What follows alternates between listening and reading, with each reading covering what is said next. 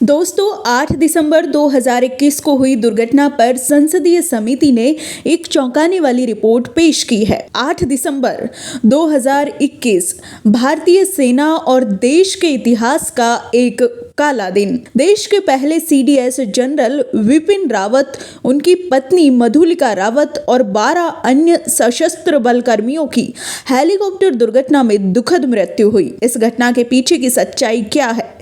संसदीय समिति की हालिया रिपोर्ट ने इस हादसे के राज खोल दिए हैं। आइए जानते हैं इस वीडियो में क्या है वो राज। तमिलनाडु के सुलूर एयरबेस से MI-17 V5 हेलीकॉप्टर ने वेलिंगटन के लिए उड़ान भरी।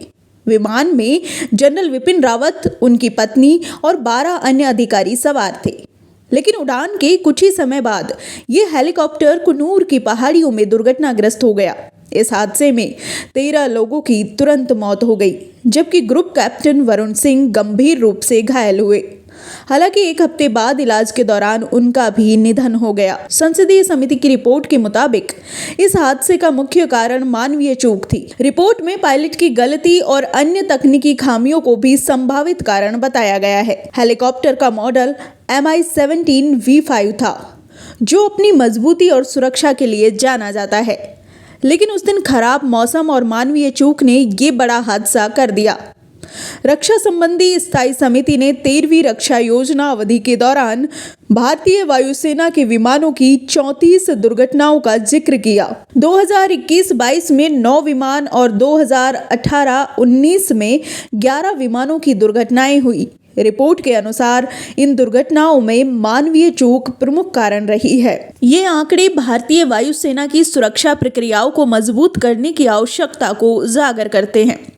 लेकिन सवाल उठता है, किसके इशारे पर ये मानवीय चूक हुई, जिससे देश को अपने एक होनहार और एक खास एसेट को खोना पड़ा, जिसकी भरपाई कभी पूरी नहीं हो सकती। विपिन रावत देश की सुरक्षा के लिए ढाल की तरह थे। आपको बता दें, दुनिया में 3 तरह के माफिया काम करते हैं। पहला, ड्रग माफिया, जो किसी बड़ी बीमारी को लाने जैसे कोरोना या दवाइयों में घपला करते हैं। दूसरा, वेपन माफिया, जिनका संबंध विश्व की लगभग हर एजेंसी से होता है।